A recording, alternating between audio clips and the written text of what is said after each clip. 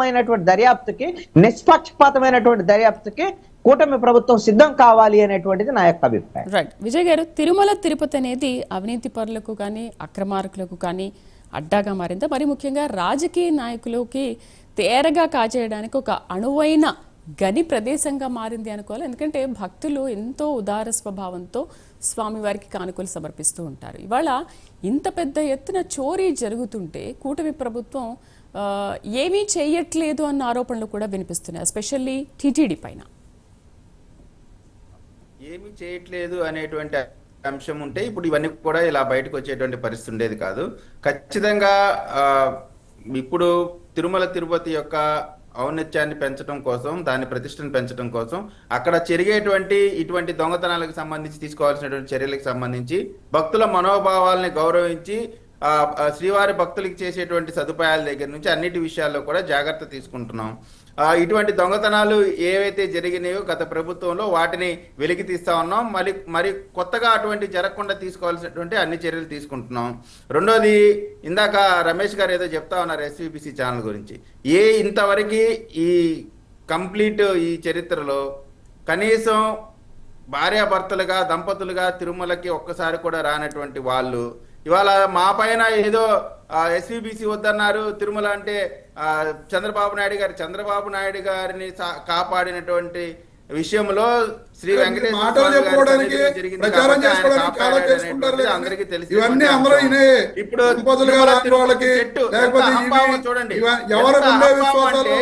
ఎంత కంటకాలం అంటే ఎవరు చేశారు. ఇవాళ తిరుపతిలో ఎన్నో అగాయిత్యాలు జరుగుతున్నాయి. ఏ ఒక్కదానికి సమాధానం చెప్పారా? ఇద్దరు చనిపోయారు అక్కడ, భార్య భర్తలు ఆత్మహత్య చేసుకున్నారు, పత్రం మీద నుంచి పిల్లలు పడిపోయారు, హెలికాప్టర్ విమానాలు తిరుమల కొండ మీద నుంచి వెళ్తున్నాయి, గుడి గోపురం మీద నుంచి వెళ్తున్నాయి. దేనికి సమాధానం చెప్పారు మీరు? ఏ ఒక్కటి కూడా మీరు సమాధానాలు చెప్పిన దాఖలాలు లేవు. ఈ రోజు మీరు మళ్ళీ మమ్మల్ని విమర్శించడం, మీరు చెప్తున్నారు ఈ కేసును మీరు బయటకు తీసుకొచ్చినట్టు. మీరు ఎక్కడా బయటకు తీసుకురావాలా? హైకోర్టు ఇచ్చిన జడ్జిమెంట్ ప్రకారం ఈ కేసు బయటకు రావడం జరిగింది తప్ప. రమేష్ గారు, మీ దగ్గరికి వస్తాను, మీతో కంక్లూడ్ చేస్తాను.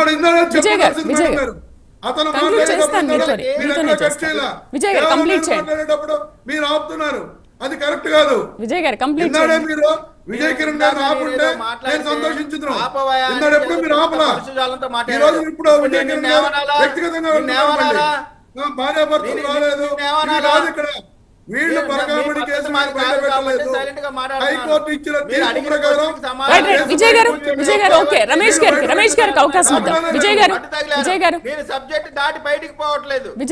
నువ్వు సబ్జెక్ట్ దాటి బయటకు మీరు మాట్లాడుతున్నారు, మేము మాట్లాడుతున్నా.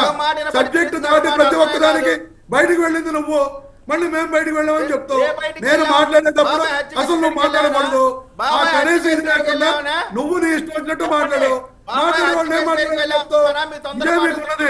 వైఎస్ఆర్ కాంగ్రెస్ పార్టీ వాళ్ళు ఏది చెప్పినా బయటకు వెళ్ళకూడదు, అది ఎవరికి తెలియకూడదు. కాబట్టి మీరు ముందుకు వెళ్తున్నారు. తెలుసుకోండి, మాట్లాడేటప్పుడు మాట్లాడకూడదు అందరూ నేర్చుకుంటారు. నువ్వు చెప్పేది ప్రజలకు, నేను చెప్పేది ప్రజలకు.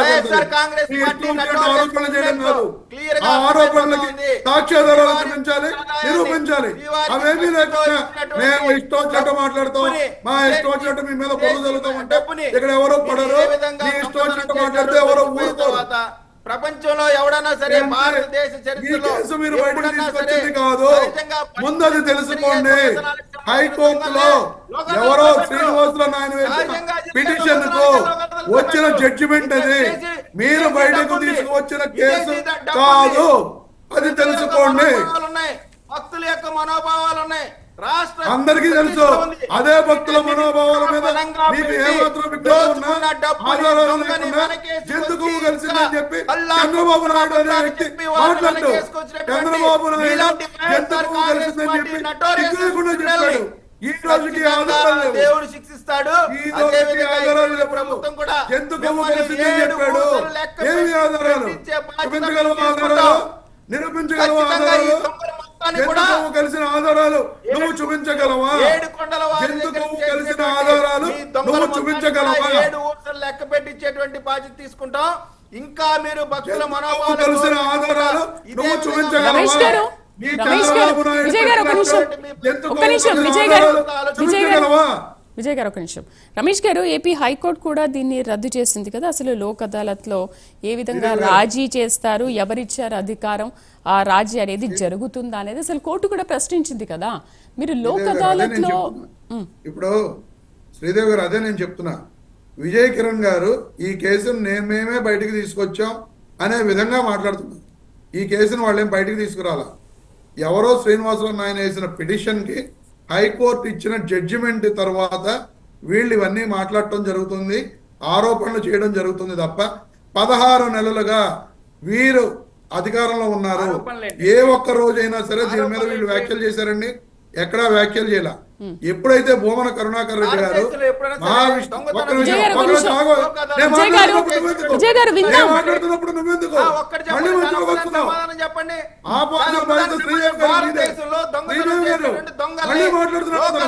మీరు అడిగారు నన్ను, నేను సమాధానం చెప్తున్నా, మళ్ళీ సిగ్గు లేకుండా మాట్లాడుతున్నాడు. ఇప్పుడు ఆయన క్వశ్చన్ అడిగారు కదా, లోక్ అదాలత్లో రాజీ చేయడానికి కుదురుతుందా అని అడిగారు కదా, దానికి ఆన్సర్ చేయండి. లోక్ అదాలత్లో రాజీ చేయడానికి కుదరకపోతే నిజంగా లోక్ అదాలత్ కోర్టు తీర్పు ఎందుకు ఇచ్చిందండి? మేము రాజీ చేయకూడదు అని చెప్పి వాళ్ళైనా సరే అక్కడ జడ్జెస్ తీర్పు ఇవ్వాలి. అది తప్పు అని చెప్పి హైకోర్టు తీర్పు ఇచ్చింది. రేపొద్దున ఇంకో కోర్టులోకి వెళ్తే ఏ తీర్పు వస్తుందో ఎవరికి తెలియదు. ఇప్పుడు వీళ్ళ నాయకుడు, వీళ్ళ పార్టీ పెట్టిన ఫౌండర్ ఎన్టీ రామారావు గారు బొబ్బిలిపులి సినిమాలో ఓ వాయిస్ ఉంది, ఓ మాట ఉంది, మీరు చూసారో లేదో, కోర్టుకి తీర్పులు మారుతాయని చెప్పి. ఆ రకంగా కోర్టు తీర్పు ఈ రోజు వచ్చింది కాబట్టి వీళ్ళు ఈ విధమైన వ్యాఖ్యలు చేస్తున్నారు. నిజంగా కోర్టు తీర్పు కనుక ఆ లోక్ అదాలత్ ఇచ్చిన తీర్పు కరెక్టే అని ఉంటే వీళ్ళకి అసలు మాట్లాడడానికి ఇక్కడ అవకాశం ఉందంటారా శ్రీదేవి గారు? ఉందంటారా శ్రీదేవి గారు? ఎంతసేపు కూడా వీళ్ళు పట్టుకోని కేసును కూడా మేమే పట్టుకున్నాం ఎందుకు దొంగ మాటలు? నిజాలు చెప్పమనండి, వాస్తవాలు ప్రజల ముందు పెట్టమనండి, తప్పులేదు. ప్రజల ముందు వాస్తవాలు పెడితే అందరం అంగీకరిస్తాం. ఇలా తప్పు జరిగింది, రాజీ వెనక ఎవరు ఉన్నారో నిరూపిస్తామని. రమేష్ గారు చెప్పండి. ఇక్కడ ఇప్పుడు అసలు వివాదం అంతా కూడా ఇతర దేశాలకు సంబంధించినటువంటి ఎవరైతే శ్రీవారి భక్తులు ఉన్నారో వాళ్ళు ఈ విధమైనటువంటి విదేశీ కరెన్సీని స్వామి వారికి సమర్పించుకున్నటువంటి హుండీలో దొంగతనం జరిగినటువంటి అంశం. అంటే ఈ విధమైనటువంటి పరిస్థితి, అంటే తాము స్వామి వారి కోసం ఈ విధమైనటువంటి మనం ఇస్తే ఆ దాన్ని కూడా దోచుకునేటువంటి దొంగలు ఉన్నారు టిటిడిలో అనేటువంటిది, ఇది ఎంత అపవిత్రమైనటువంటి అంశము, ఇది అప్రతిష్ట. ఈ విషయంలో రాజకీయ పరమైనటువంటి ఆరోపణకు వైఎస్ఆర్ కాంగ్రెస్ పార్టీ కూడా ఈ విధమైనటువంటి దర్యాప్తుకు మేము సమగ్రమైన దర్యాప్తుకు సిద్ధము, ఎవరైనా సరే నిందితులుంటే శిక్షించండి అనేటువంటి దాని మీద వాళ్ళు మాట్లాడొచ్చు. అంతే తప్ప ఆ రోజున ఉన్నటువంటి మీరు అధికారంలో ఉండి అలాంటి నిందితులను కాపాడేటువంటి ప్రయత్నంలో టీటీడీ చైర్మన్ ప్రభుత్వం కూడా భాగస్వాములు అయి ఉన్నారు అనేటువంటిది ఈ రోజున మీ మీద వచ్చినటువంటి నింద. ఎందుకంటే మీ ప్రభుత్వంలో అలా జరిగింది కాబట్టే ఇప్పుడు హైకోర్టు కొట్టివేసింది అని అంటే దాని అర్థం ఏంటి అని అంటే ఆ విధమైనటువంటి తీవ్ర నేరాలకు సంబంధించినటువంటి వ్యవహారాన్ని లోక్ అదాలత్లో సెటిల్మెంట్ చేసి ఉండకూడదు అనేటువంటి దాని మీద కొట్టివేసింది. కాబట్టి ఈ మచ్చ ఖచ్చితంగా వైఎస్ఆర్ కాంగ్రెస్ పార్టీకి ఉంటది. దీన్ని దర్యాప్తును వాళ్ళు కూడా అంగీకరించండి. సిబిఐ ఇక్కడ దర్యాప్తు ఓకే, దర్యాప్తుకు రెడీ అని మేము సహకరిస్తాం అని భూమన కరుణాకర్ రెడ్డి కూడా చెప్పొచ్చు. ఇది టీటీడీలో జరిగినటువంటి జరగకుండా భవిష్యత్తులో కఠినమైనటువంటి చర్యలు తీసుకోవడానికి సమగ్రమైన దర్యాప్తుకి అన్ని పార్టీలు సహకరించాలి. రైట్ అండి. డిబేట్ లో పార్టిసిపేట్ చేసినందుకు